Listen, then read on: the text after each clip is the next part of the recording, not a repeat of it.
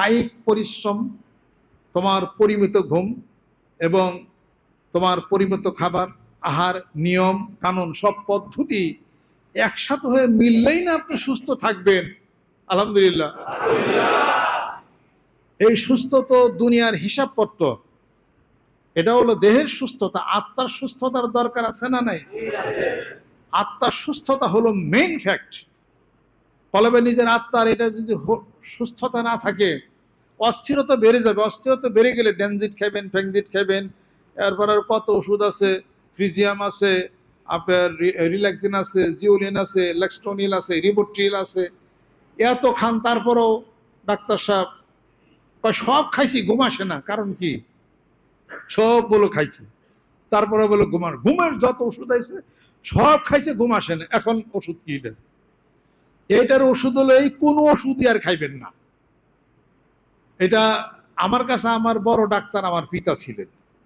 সব ডাক্তার বড় বড়, কিন্তু আমার কাছে আমার পিতা সবচেয়ে বড় ডাক্তার।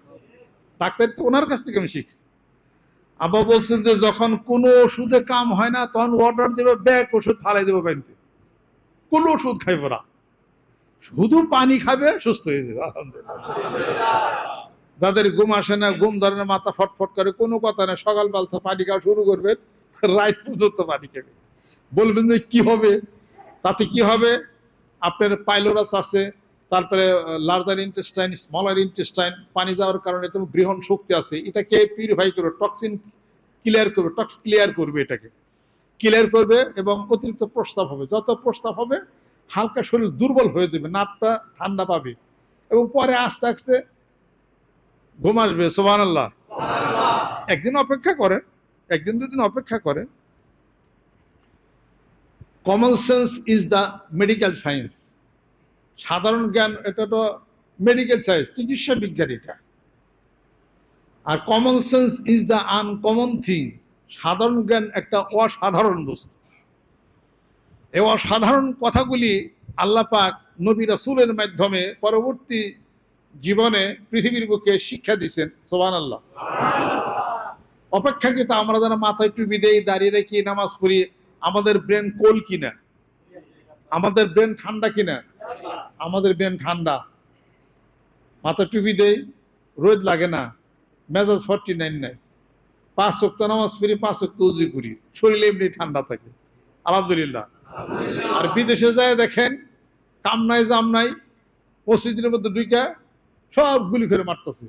শুধু তাই না, নিজ পরিবারে বন্দুক একটা আইনা, নিজ পরিবারে ভাই বোন আত্মীয় সব কিছু গুলি করে মারে। এই সমস্ত বিকৃত মস্তিষ্কের মানুষ তারাই, যারা নামাজ, রোজা, জিকির, আজকার, মাথা টুপি, দাড়ি, এগুলোর আমল যারা করে না, তাদের মাথার ব্রেন হলো হট টেম্পার। কথা ঠিক কিনা? আর কোরআন তেলাওয়াত করবে, হাদিস শরীফ পড়বে, লোকটা অটোমেটিক স্মাইল হয়ে যাবে। সুবহানাল্লাহ। যেহেতু তার অন্তরে, হৃদয়ের, কলবের মধ্যে সে আলো যাচ্ছে, থেরাপি হচ্ছে। ঘাও হয়েছে, থেরাপি দেন। ক্যান্সার হয়েছে, থেরাপি দেন। অন্তরের ক্যান্সার হয়েছে, অন্তরের থেরাপি দিবেন না?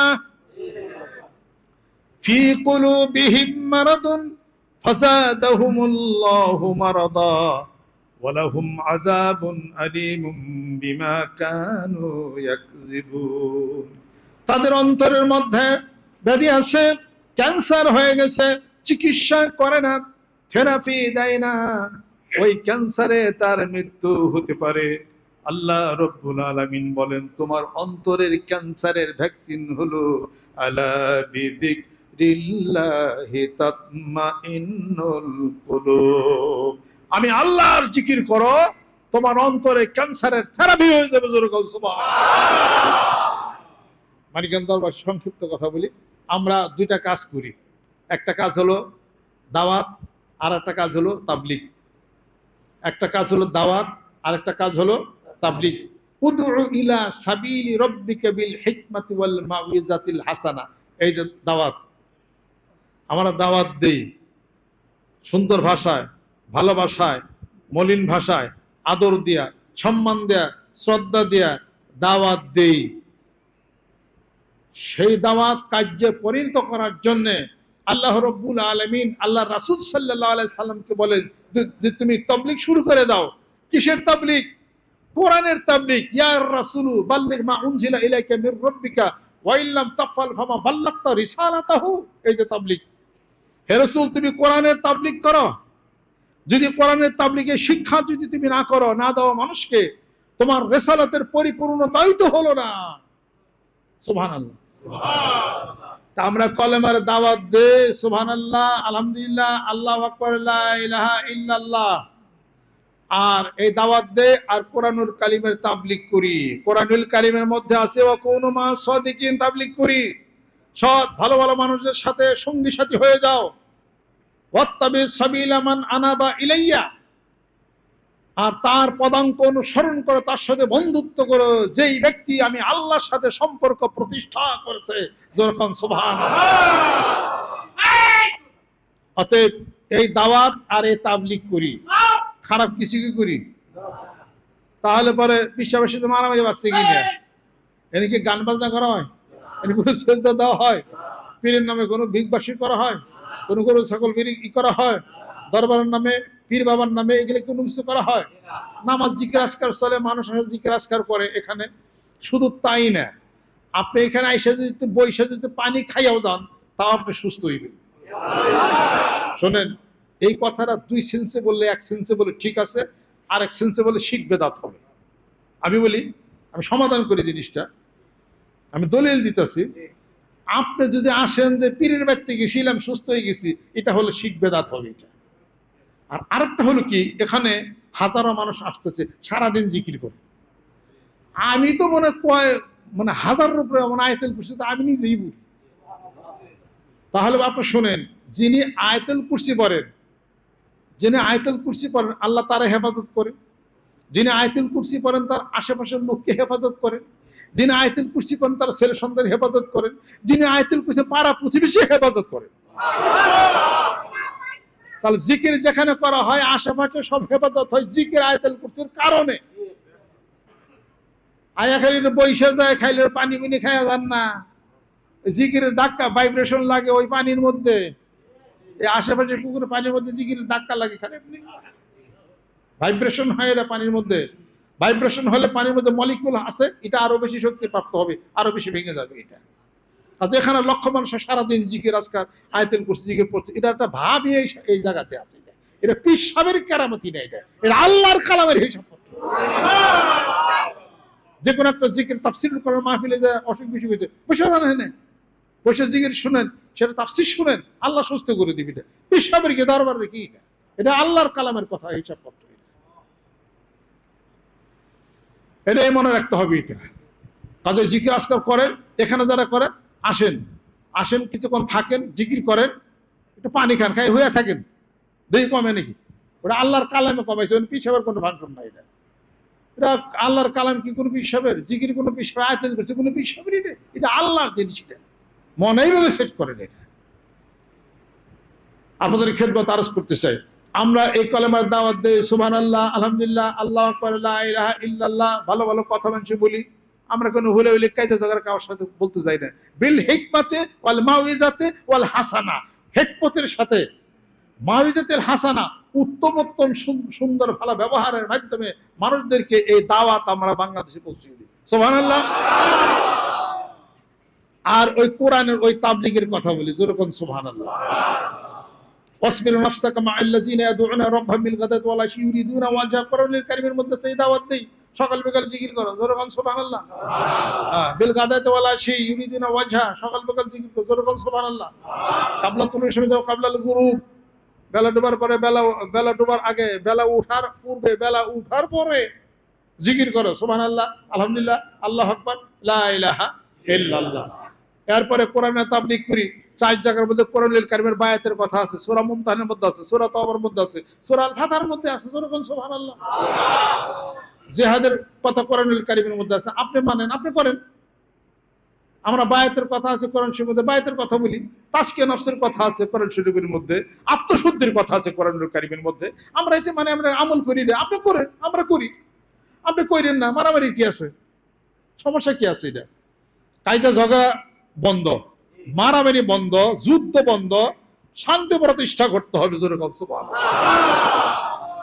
আজকাল যুদ্ধ অনেক লাভ হয়েছে নি, ইউক্রেন রাশিয়া লাভ হয়েছে, তারপরে ইসরায়েল ইরান অনেক লাভ হয়েছে যুদ্ধে। 7 সমুদ্র 13 নদীর উপর থেকে এসে বোমারু বিমান মারলো নিউক্লিয়ার ইয়ের মধ্যে আমেরিকা, অনেক লাভ হয়েছে আমেরিকার। কি হয়েছে এটা? যুদ্ধ করে কোনদিন শান্তি হয়েছে? আল্লাহ রাব্বুল আলামিন বলেন যুদ্ধ নয়, শান্তি প্রতিষ্ঠার জন্য হে রাসূল তোমার উপরে কোরআনুল কারীম নাযিল করেছি।